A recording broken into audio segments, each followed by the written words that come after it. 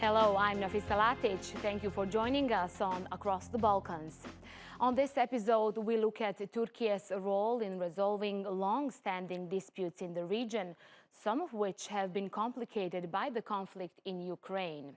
President Recep Tayyip Erdogan and several members of his cabinet have visited Bosnia and Herzegovina, Serbia and Croatia, extending diplomatic and trade ties. But the main focus of Erdogan's meetings seems to be Bosnia's political crisis. Just a couple of weeks ahead of the elections, Erdogan stressed Türkiye is against any kind of changes to the country's election law. The latest crisis centers on claims that High Representative will impose an amendment to the law just weeks before the vote. Many experts believe the changes would give the Croat nationalist party HDZ a disproportionate degree of political influence. Erdogan also stressed that Turkey sees the Balkans within the EU and NATO. Andrew Hopkins has more from the region. It's election time in Bosnia and Herzegovina. Campaign posters are out and the countdown to voting is underway. But there's also a political crisis here. Leaders of the three communities haven't been cooperating for 4 years. After the Turkish president arrived in Sarajevo, he emphasized that any solution should retain Bosnia's current borders and that elections should be fair and transparent. Türkiye'nin Bosna Hersek'in huzur, refah ve istikrarına verdiği önemi, toprak bütünlüğüne ve egemenliğine desteğini bir kez daha vurguladık. Bosna Hersek'i önümüzdeki dönemde yoğun bir siyasi gündem beklemektedir. Gerek yapılacak seçim, adil, şeffaf ve yapıcı ortamda gerçekleştirilmesi sadece Bosna Hersek için değil, tüm bölgemiz için hayati bir öneme sahiptir. The way Bosnia is governed is set out in the Dayton Agreement, signed in 1995 after the end of the Bosnian War.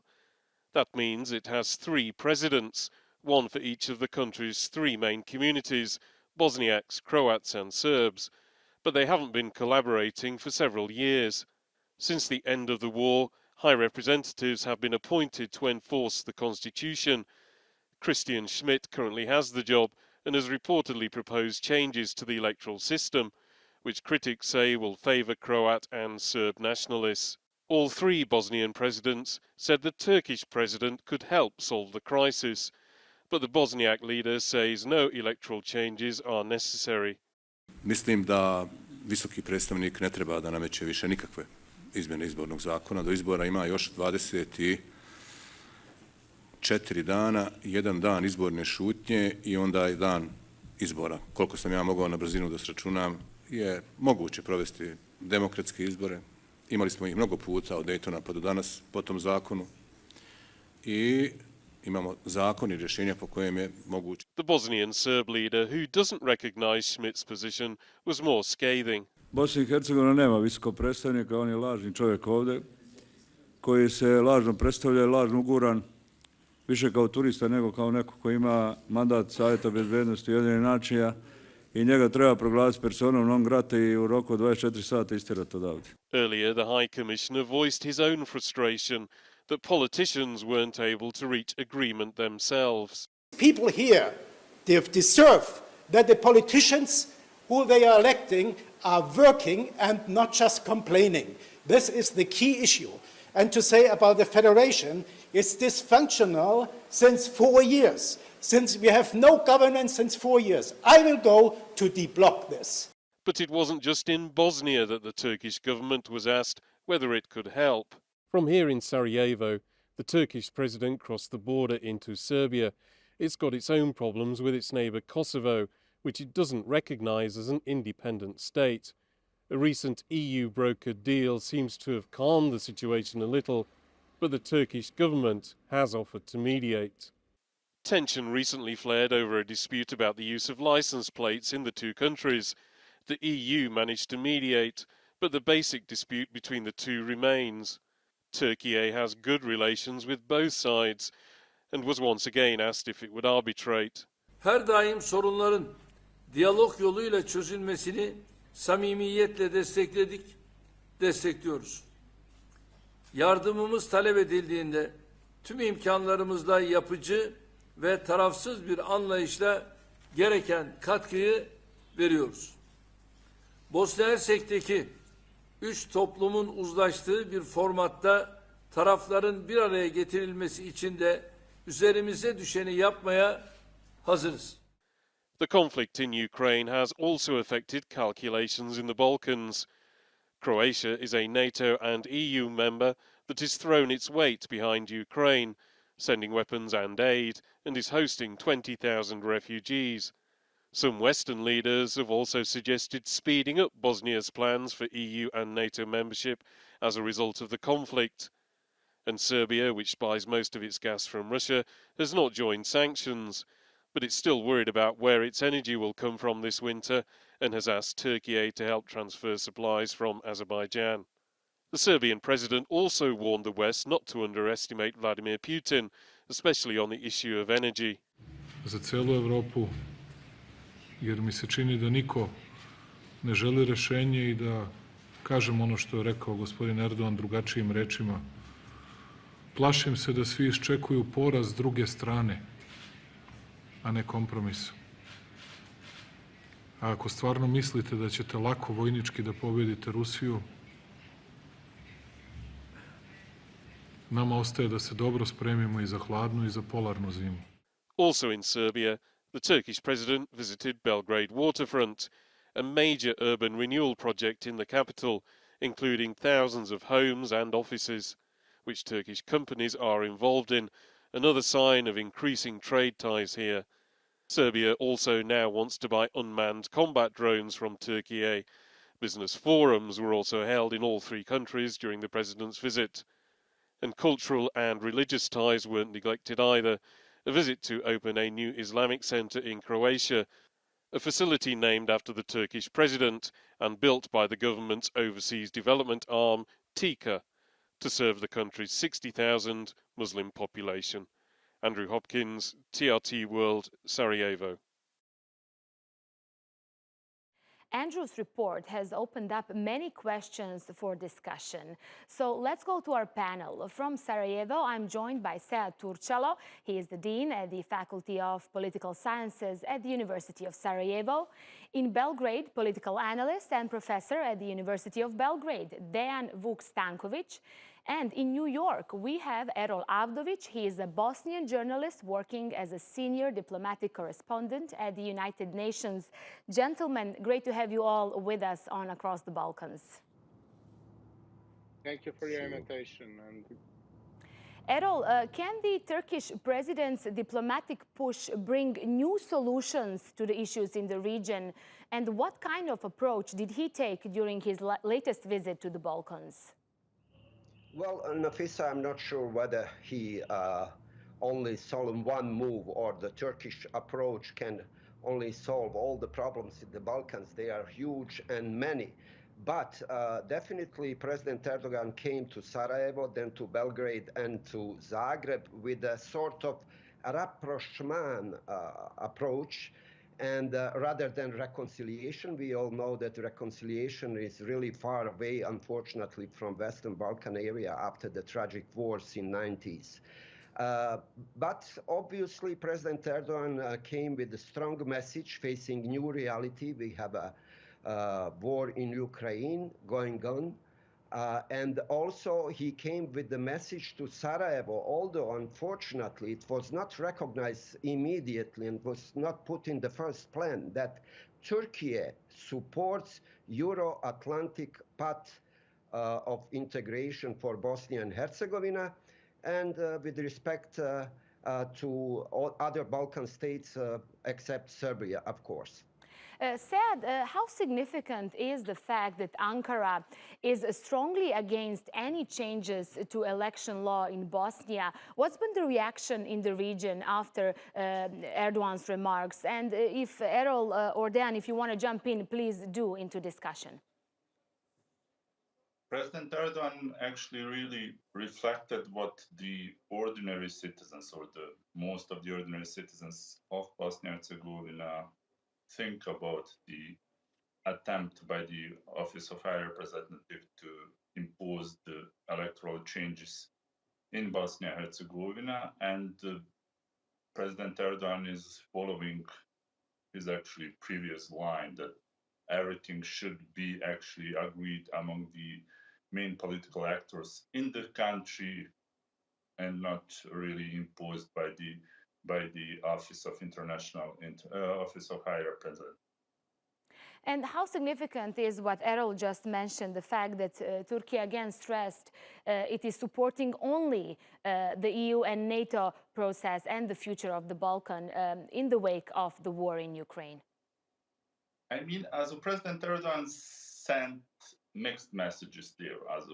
He stated that Turkey is supporting the Euro-Atlantic integration of Bosnia and Herzegovina. On the other hand, he spoke about the West and the fact that there is kind of Islamophobic platform in the Western countries, and it was received in different ways in Bosnia and Herzegovina. But everything what comes from the Turkey is interpreted more in a emotional way than really in a rational way when it comes to Bosnia and Herzegovina and to different actors, and of course when it comes to the Western Balkans. And these messages of him speaking about the West were even interpreted by some of the analysts and commentators in Bosnia and Herzegovina as actually tried that Turkey is trying actually to fill this gap that is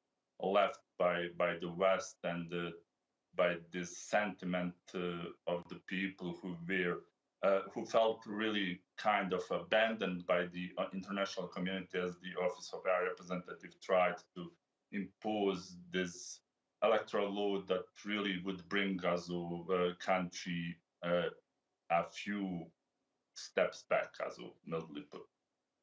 Dan, as far as other issues concerned, Kosovo, Turkey's position is very well known, and the Kosovo-Serbia dispute is being closely managed by the EU and the US. Is there a space for a third actor, Turkey, to mediate? Well, I don't think so, because Turkey could not offer anything except to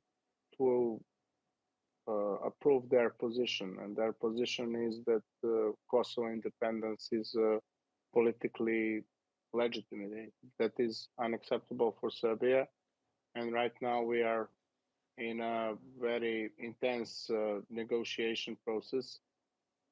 Serbs and Albanians are in a huge dispute over the status of Kosovo, and I don't think that problem could be solved in any time soon. But what Turkey could do is that Turkey could be the political actor that might guarantee the peace and stability, because Turkey has political and powerful leverage and high influence on the actors in Bosnia and in Kosovo, and for slow advancement of negotiation process is best thing to secure a peace. And I think that Turkey could use its authority to secure a peace and stability. And I believe in a process that will go step by step. So solution for one problem, then solution for the other problem, and then finally maybe some sort of trust could be achieved among the actors in the negotiation process, and maybe finally we could close to some sort of compromise that will take into the account the interests of all sides. The same scenario could be, I think, applied in Bosnia, where you have strong differences in approach to electoral law. I think that we are very close to political crisis in Bosnia, because political representatives of three nations are in dispute over the electoral law. You have two camps. In one camp you have Serbs and Croats, in the other camp you have Bosnian Muslims, and they pretty much disagree over this electoral law and yes, over and its unlike Erdogan, outcome. right, unlike Erdogan, Croatian President Zoran Milanovic was strongly pushing for election law changes in Bosnia, saying Croats there have unequal rights compared to the other two constitutive peoples. Let's listen in what he had to say during the media briefing with Erdogan. I really don't know what the High Representative will do before the elections in Bosnia. He didn't do anything until now. If he does anything, I will be satisfied. That's the difference in approach between me and President Erdogan and between Türkiye and Croatia. That shows we need to have more substantial conversations, not just protocols, but detailed conversation, so we can share some of our problems and concerns that Türkiye, because of its size and location, is not aware at all. Croatia's policies works towards an independent and sovereign Bosnia, functional Bosnia, that will benefit Croatia and vice versa. Now, question to all of you, can Erdogan, given his recent diplomatic successes regarding Ukraine, calm tensions, and how significant is the fact that he's managing to keep good relations with Sarajevo, Belgrade, and Zagreb, even when they disagree about policies?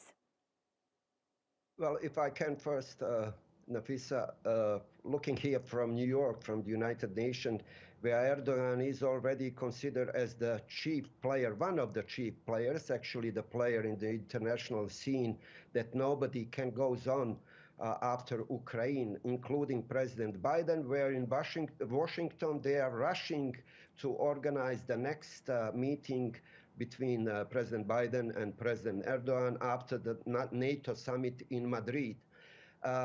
Talking about Bosnia, I would slightly disagree, if not even more, with our colleague from Belgrade, that Erdogan is not even applying the same approach or should not apply the same approach when it comes to Kosovo and Bosnia and Herzegovina. Bosnia and Herzegovina is a member state of the United Nations. It's an old issue.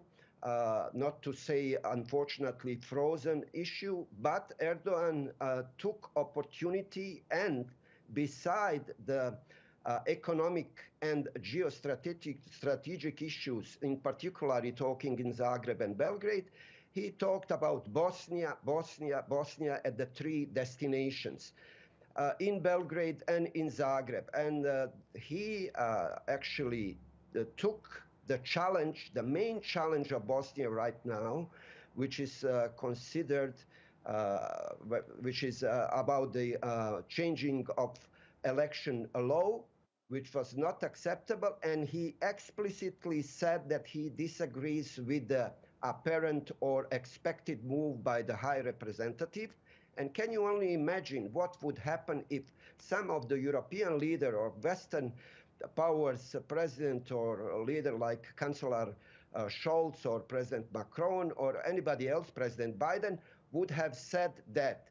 Everybody would have commented that in Sarajevo. Unfortunately, as Professor Turčalo said, some people in Sarajevo rather cynically quoted or interpreted his remarks in the special community of ulema.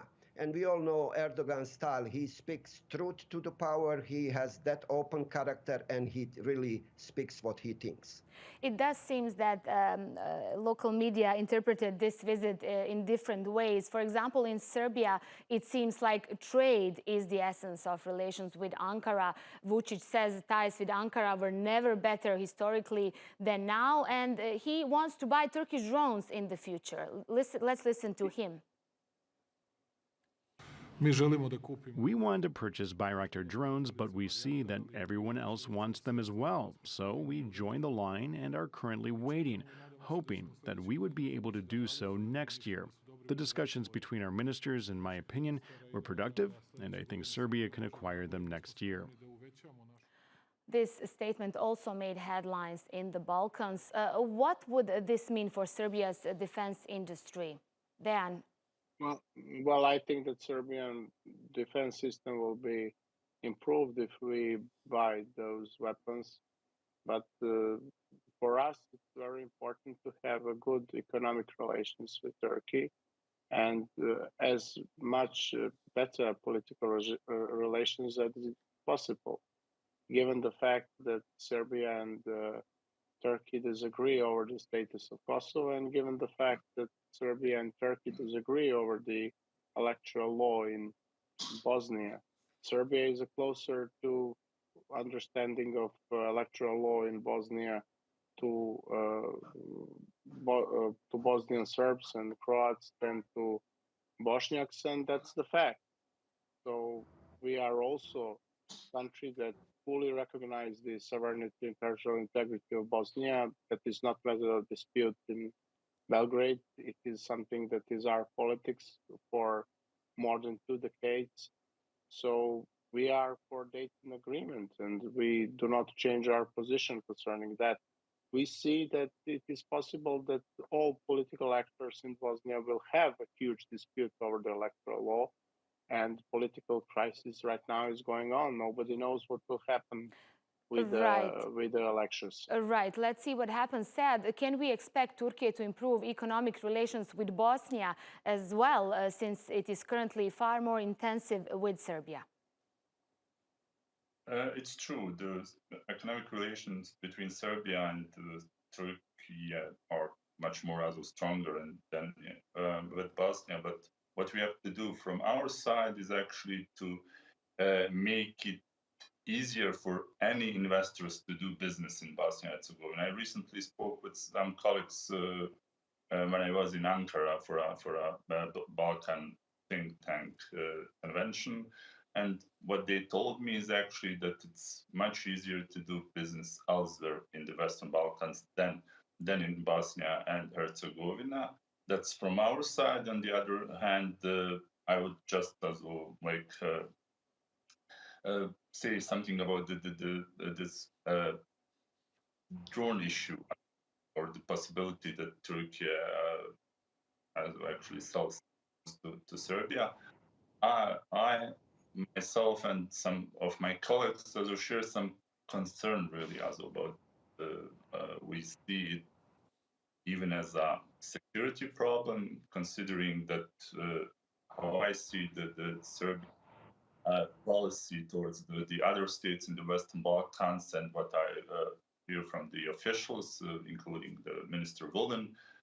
He's very openly speaking about Serbian world or Srpski svijet, which we, from our recent historical experience from the 90s, understand as a euphemism for the greater Serbian politics, a new, more sophisticated way, and we are really concerned.